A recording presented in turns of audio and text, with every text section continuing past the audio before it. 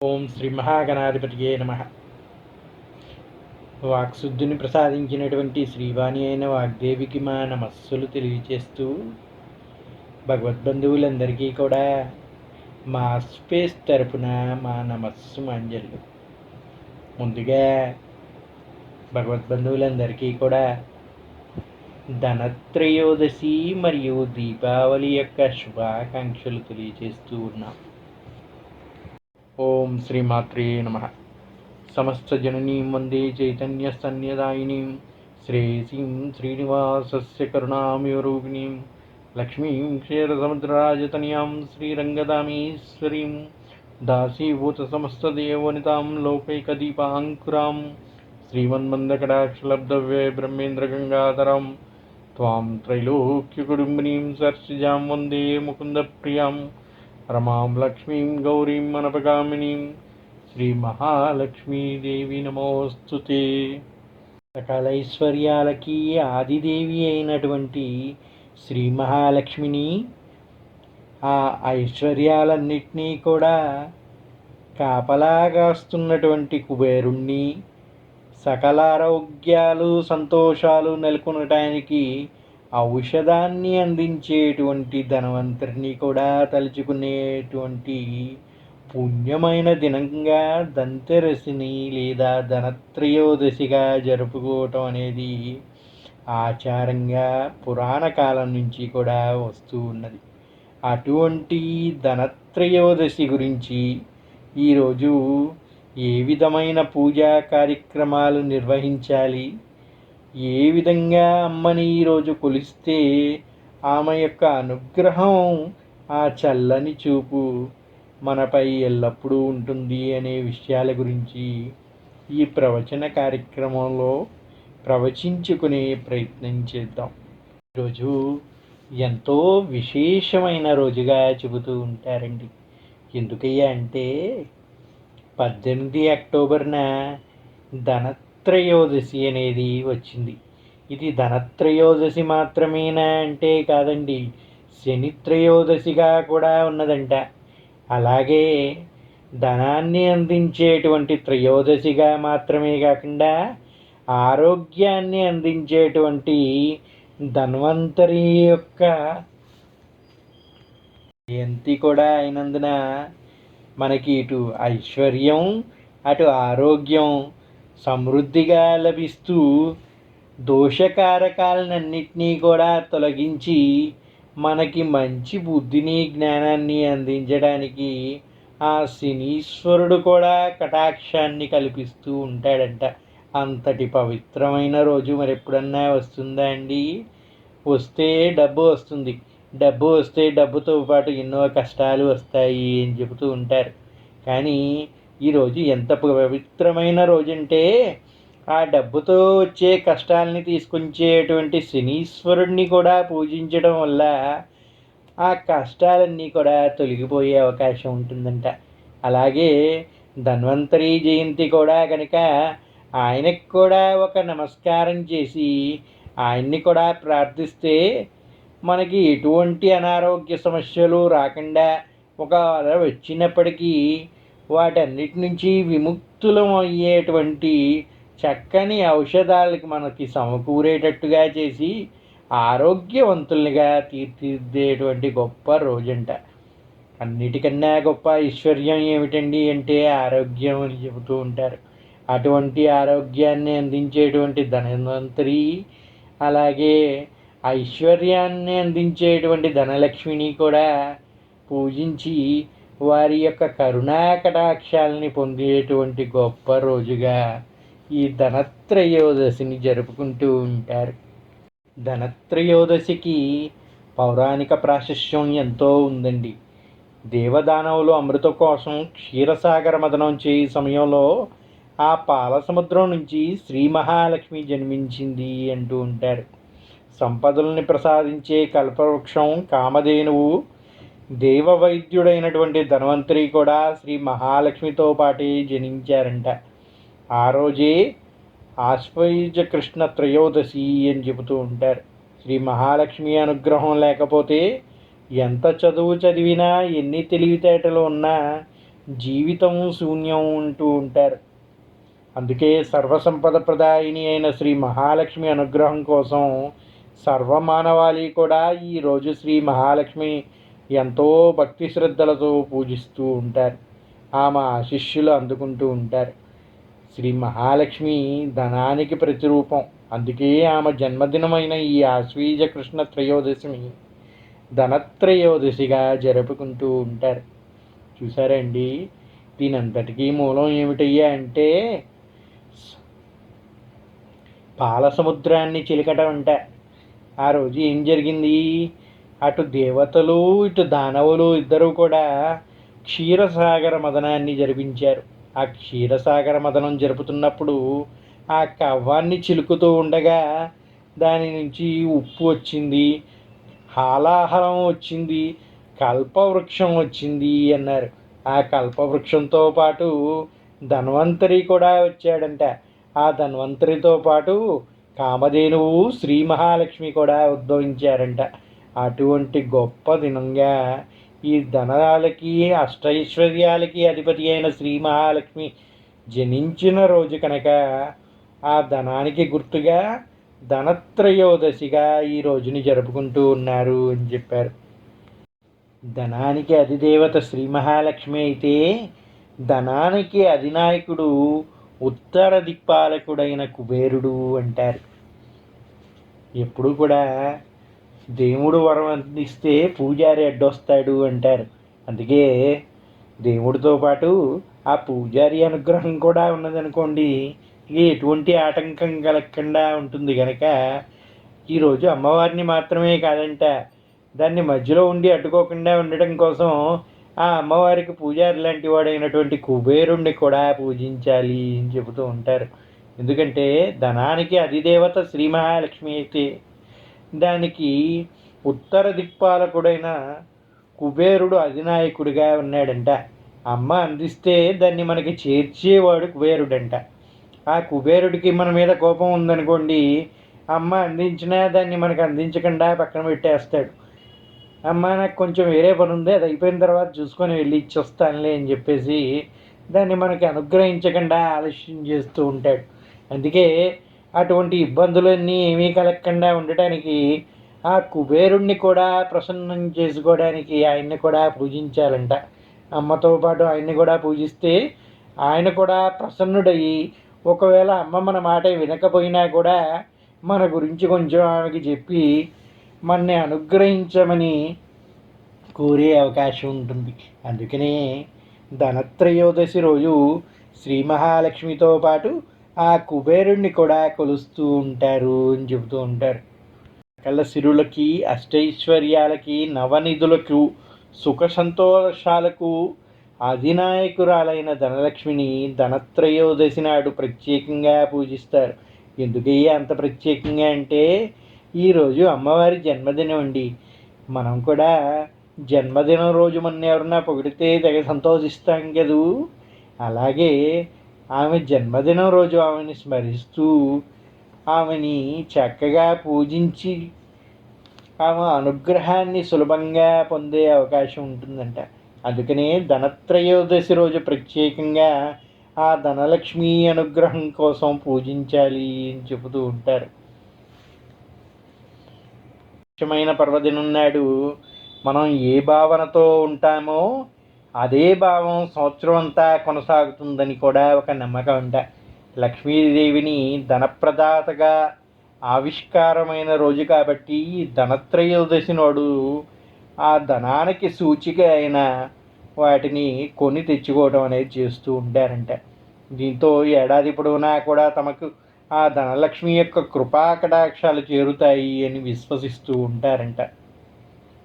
ఆర్థిక స్థిరత్వాన్ని అనుగ్రహించే కుబేరుణ్ణి ధనత్రయోదశి నాడు వ్రతాచరణ పూర్వకంగా ఆరాధిస్తే కుబేరుణ్ణి కుబేర యంత్ర సహితంగా పూజించడం వల్ల అక్షయ సంపదలు అందుతాయి అని భావిస్తూ ఉంటారంట.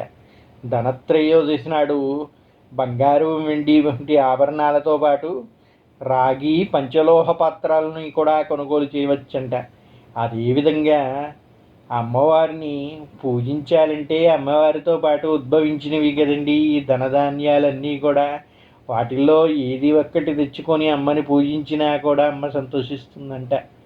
సముద్రం నుంచి ఏం వస్తుందండి మనకి ఈ కాలంలో? ఆనాడంటే పాల సముద్రం, కానీ ఈరోజు మనం ఉన్నది నీటి సముద్రం కదా. ఆ నీటి సముద్రం నుంచి మనకు వచ్చేది ఉప్పు. ఆ రోజు పాల సముద్రం చిలికిన నాడు కూడా ఈ ఉప్పు ఉద్భవించిందంట. కనుక ఆ సిరి సంపదలతో పాటు శ్రీ మహాలక్ష్మితో పాటు ఉద్భవించినటువంటి కామధేనువుని కానీ, అంటే చక్కని క్షీరాన్ని అందించేటువంటి గోవుని కానీ,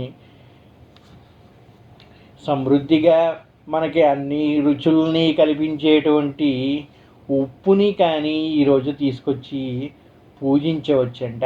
ఇంకా ఏమి అంటే ఈరోజు లోహాలు, రాగి పాత్రల్ని కానీ కొనుగోలు చేయవచ్చంట. ఇటువంటి వాటిని కొనుగోలు చేసి వాటితోటి అమ్మవారిని పూజించవచ్చు అని చెబుతూ ఉంటారు. బంగారం, వెండి గురించే చెబుతూ ఉంటారు అందరూ, మిగిలిన వాటి గురించి ఎక్కువగా చెప్పరు. ఎందుకయ్యా అంటే కల్పవృక్షం అంటారా, ఈ కాలంలో మనకి అది ఎలా ఉంటుందో కూడా తెలియదు.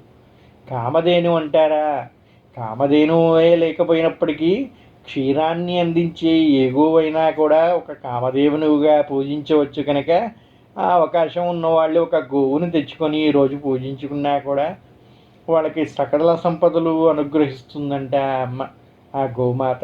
అందువల్ల ఈరోజు బంగారమే కొనాలని లేదు. మీకు కుదిరితే ఒక చక్కని గోవును తెచ్చుకోండి ఇంటికి. దాన్ని చక్కగా పూజించి దాన్ని ఇంట్లో ఉంచుకుంటే ఎల్లప్పుడూ కూడా సిరి సంపదల్ని మీకు అనుగ్రహిస్తుంది అని చెబుతూ ఉంటారు.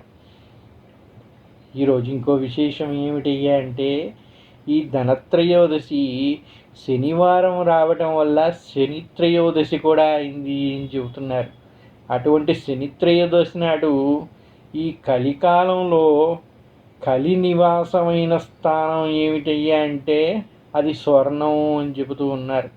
స్వర్ణం ఎవరి దగ్గర అయితే మెండుగా ఉంటుందో వాళ్ళకి కలి కలహాల్ని కల్పిస్తూ ఉంటాడంట. అంటే శని యొక్క చూపు కూడా ఆ బంగారం పైన ఉంటుంది అంటారు. కనుక అటువంటి లోహాన్ని తెచ్చుకొని ఆ బాధలన్నీ అనుభవించే పరిస్థితి రాకుండా ఉండాలంటే దాని బదులు మిగిలిన ఏమి ఉన్నాయి అంటే ఒక మట్టి పాత్రలో చక్కగా ఉప్పు తీసుకొచ్చి ఆ ఉప్పులో కొద్దిగా మిరియాలు వేసి దానిపైన ఒక దీపాన్ని పెట్టి వెలిగించి ఆ లక్ష్మీ కుబేరుల్ని పూజిస్తే కనుక వాళ్ళ యొక్క అక్షయమైన అనుగ్రహం మనకి లభిస్తుంది అని చెబుతూ ఉంటారు. వ్యాపారం చేసేటువంటి వ్యాపారస్తులు ఈరోజు ఎట్టి పరిస్థితుల్లో కూడా ఇతరులకి రుణాలు ఇవ్వకుండా, వృధా ఖర్చులు చేయకుండా ఉండే ప్రయత్నాలు చేయడం అనేది ఒక సాంప్రదాయంగా పాటిస్తూ ఉంటారు. ఎందుకంటే ఈరోజు ఏమి చేస్తారో సంవత్సరం అంతా కూడా అదే విధంగా చేస్తూ ఉంటారు అని చెప్పి ఒక నమ్మకంగా ఉంది. అందుకే ఈరోజు ఎక్కువగా ఖర్చు చేశారనుకోండి, సంవత్సరం మొత్తం కూడా అలాగే ఖర్చులు చేస్తూ ఉంటారంట. ఈరోజు ఎవరికన్నా రుణాలు ఇచ్చేవాడు కానీ సరైన సమయానికి ఇవ్వకపోతే ఇక తర్వాత ఇచ్చేవాడి కూడా అదే పరిస్థితి వస్తుంది అని, ఈరోజు ధనాన్ని తెచ్చుకోవాలి తప్ప ధనాన్ని వదిలించుకోకూడదు అనే ఉద్దేశంతో ధనత్రయోదశి నాడు మన ఇంట్లో ఉండేటువంటి ధనాన్ని బయటికి వెళ్ళకుండా చూసుకుంటూ ఉంటారంట. ఈరోజు మరో విశేషం ఏమిటి అంటే పరిపూర్ణమైన ఆయువు కోసం యమధర్మరాజుని ధనత్రయోదశి నాడు పూజిస్తూ ఉంటారంట. ఈరోజు సూర్యాస్తమయ సమయంలో ఇంటి ప్రధాన ద్వారానికి ఇరువైపులా మట్టి ప్రమిదలో నువ్వుల నూనె పోసి దీపాలని కానీ వెలిగిస్తే వాటిని యమదీపాలుగా పేర్కొంటూ ఉంటారంట. యముడు దక్షిణ దిక్కుకి అధిపతి కాబట్టి ఇంటి ఆవరణలో దక్షిణ వైపు ధాన్యపు రాశి మీద దీపాన్ని వెలిగిస్తారంట. ఈ యమదీపం వల్ల సమవర్తి అయిన యముడు శాంతి చెంది అకాల మృత్యుని దరిచేరినీయకుండా మనల్ని అనుగ్రహిస్తాడు అని ప్రతీతి. విష్ణుమూర్తి అనేక అవతారాల్లో ధన్వంతరి స్వరూపం కూడా ఒకటి. ధనత్రయోదశి నాడే ధన్వంతరి క్షీరసాగర మదన సందర్భంలో అమృత కలశంలో ఉద్భవించాడు అని చెబుతూ ఉంటారు. శ్రీహరి ఆయనకు జలుడు అని నామకరణం చేశాడంట. ఆరోగ్యంగా జీవించడానికి ఉపయుక్తమైన ఆయుర్వేదానికి ధన్వంతరి అధిపతిగా చెబుతూ ఉంటారు. సప్తధాతువుల్లో బంగారానికి వైద్యపరమైన శ్రేష్టత అధికంగా ఉందని, స్వర్ణభస్మ సేవనం వల్ల మనిషి జీవనకాలం పెంపొందించడానికి ధన్వంతరి చెప్పాడు అని చెబుతూ ఉంటారు. ధనత్రయోదశికి బంగారానికి అవినాభావ సంబంధం ఏర్పడటానికి ఇది కూడా ఒక కారణంగా చెబుతూ ఉంటారు. ధనాన్ని మితంగా ఔషధంగా వినియోగించమని ధన్వంతరి చెప్పాడు. అంతే తప్ప ధనం పైన ఆశతోటి ఆ స్వర్ణం పైన మక్కువ పెంచుకుంటే చాలా ఇబ్బందులకు కూడా కొని తెచ్చుకుంటూ ఉంటారంట. కానీ ఆ రూపంలో చెప్పలేదు ధన్వంతరి ఏం చెప్పాడయ్యా అంటే, స్వర్ణ భస్మాన్ని ఒక ఔషధంగా గ్రహిస్తే చక్కని ఆరోగ్యాన్ని పొందుతారు అని చెప్పాడంట. అంటే మితంగా ఔషధంగా వినియోగించమని చెప్పాడంట ధన్వంతరి స్వర్ణాన్ని. అందువల్లే ధన్వంతరి చెప్పినట్టుగా ఈ ధనత్రయోదశి నాడు స్వర్ణాన్ని తెచ్చుకోవటం కూడా ఒక ఆనవాయితీగా వస్తూ ఉన్నది. ధన్వంతరి జయంతి కారణంగా ఈరోజు విష్ణుమూర్తి అవతారంగా ధన్వంతరిని భావిస్తారు కనుక విష్ణుమూర్తిని ఈరోజు కానీ పూజించినట్టయితే మంచి ఆరోగ్యాన్ని కలగజేస్తూ ఉంటుందంట. అందుకే ధనత్రయోదశి రోజు ఏం చేస్తారండి అంటే, ఆ శ్రీ మహాలక్ష్మిని, విష్ణువుని, కుబేరుణ్ణి ముగ్గురిని కూడా సాయం సమయంలో పూజిస్తూ ఉంటారంట. అది ఎలా చేయాలి ఏమిటి అనేది ఇప్పుడు చూసుకుందాం. ఈ ధనత్రయోదశి నాడు శ్రీ మహాలక్ష్మితో పాటు కుబేరుణ్ణి కూడా ఆరాధిస్తారంట. దానితో పాటు ఆరోగ్యాన్ని కల్పించేటువంటి ధన్వంతరి అయిన శ్రీ మహావిష్ణువుని సాయం సమయంలో ప్రదోష వేళలో వృషభ లగ్నంలో పూజిస్తారంట. సూర్యాస్తమయం తర్వాత సుమారు 90 నిమిషాల్లో ఈ ప్రదోష కాలం ఉంటుంది. ఆశ్వీజ మాసంలో వృషభ లగ్నంలో రాత్రి 7 నుంచి 9 గంటల వరకు ఈ ప్రదోష సమయం ఉంటుంది కనుక ఈ సమయంలో శ్రీ మహాలక్ష్మిని పూజ చేసుకుంటే చాలా మంచిదని, శ్రీ మహాలక్ష్మి కుబేరులతో పాటు ధన్వంతరి స్వరూపైన శ్రీ మహావిష్ణువుని కూడా పూజించాలి అని చెబుతూ ఉంటారు. పంచాంగం ప్రకారంగానే చూసుకుంటే త్రయోదశి తిథికి ప్రత్యేక ప్రాముఖ్యత ఉంది. ఏ రోజైతే త్రయోదశిని సాయంత్రం 4 గంటల నుంచి 8 గంటల వరకు ఉంటుందో ఆ సమయాన్ని ప్రదోషంగా చెబుతూ ఉంటారు. ఈ సమయంలో శివారాధనకి అత్యంత శ్రేష్టమైనదిగా భావిస్తూ ఉంటారు. అలాగే ఆశ్వీజ అమావాస్యకు ముందు వచ్చేటువంటి త్రయోదశిని ధనత్రయోదశిగా ప్రత్యేకంగా శ్రీ మహాలక్ష్మిని ఆరాధించడానికి శుభ సమయంగా చెబుతూ ఉంటారు. ఈ ఆశ్వీజ మాసం కృష్ణపక్షంలో వచ్చే త్రయోదశిని ధనత్రయోదశి పండగగా జరుపుకుంటూ ఉంటారు. దీన్నే ఉత్తరాదిన ధంతరస్ అని కూడా అంటూ ఉంటారు. ఈ ఏడాది ఈ ధనత్రయోదశి పండుగ అనేది ఈ అక్టోబర్ మాసంలో 18వ తారీఖు శనివారం రోజున జరుపుకోనున్నారు. ఈ ధనత్రయోదశి ఎంతో విశేషమైన ప్రాముఖ్యత కలిగి ఉన్నది కనుక ఈరోజు శ్రీ మహాలక్ష్మిని, కుబేరుణ్ణి, ఆ ధన్వంతరిని కూడా సాయం సమయంలో ప్రదోష సమయంలో కానీ పూజిస్తే అష్టైశ్వర్యాల్ని కలగజేస్తూ చక్కని ఆరోగ్యాన్ని అందిస్తారు అని ప్రతీతిగా చెబుతూ ఉంటారు. అందుకే సాయంకాలం ప్రదోష సమయంలో లక్ష్మిని ఆరాధించేటప్పుడు తెల్లని వస్తువులతోటి, అంటే మనం చేసేటువంటి నైవేద్యాలు తెల్లని క్షీరంతో నైవేద్యంగా చేసి అమ్మవారికి నివేదన చేసి ఆ కుబేరుడికి, ధన్వంతరికి కూడా ఆ చంద్రుడు కిరణాలు పడేటట్టుగా ఆ ఔషధాన్ని వారికి నివేదన చేసి దాన్ని ప్రసాదంగా మనం స్వీకరిస్తే మనకి చక్కని ఆరోగ్యం లభిస్తుంది అని చెబుతూ ఉంటారు. ఈరోజు బంగారం వెండేనా అండి ఇంకేమేమి కొనుక్కోవచ్చు అంటే, చక్కని మట్టి పాత్రని, ఉప్పుని, అలాగే పంచలోహాలతో చేసినటువంటి ఏ పాత్రనైనా కూడా కొని ఇంటికి తెచ్చుకోవచ్చంట.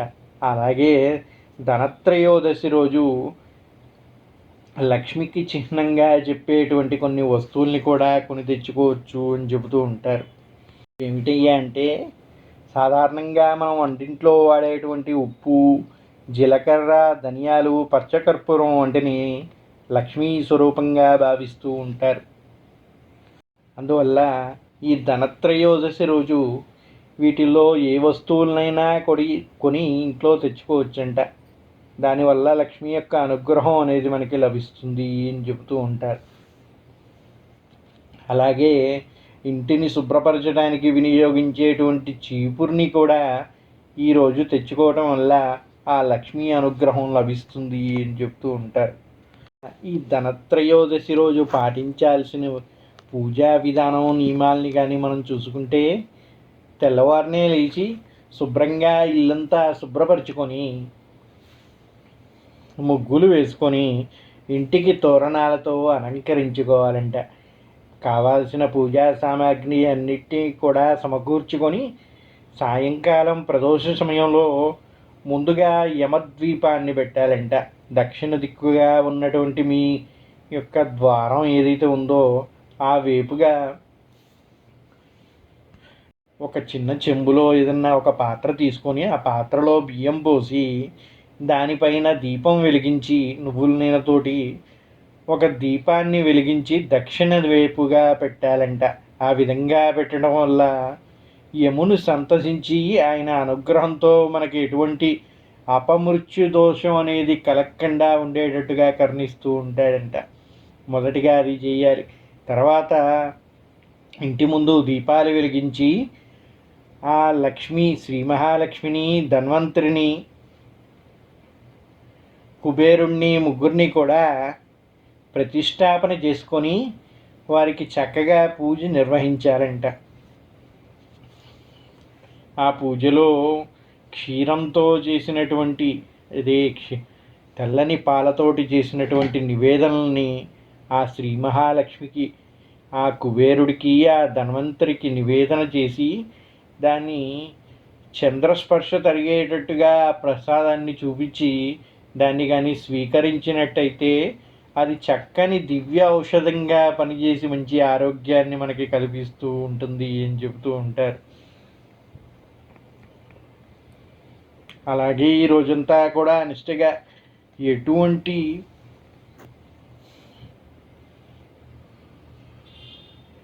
చెడు పనులు చేయకుండా మంచి ఆలోచనతోటి భక్తి మార్గంలో ఉన్నవాళ్ళు ఈ సంవత్సరం అంతా కూడా చక్కని అనుగ్రహాన్ని పొందుతారు అని చెబుతూ ఉంటారు.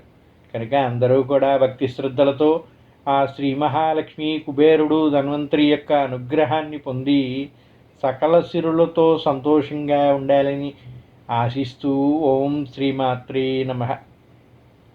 శ్రీ మహాలక్ష్మి అనుగ్రహ కటాక్షిద్రస్తు. శ్రీదేవతాభ్యో సమస్త దేవతానుగ్రహ కటాక్షిద్రస్తు. సర్వే జనా సుఖినో భవంతు.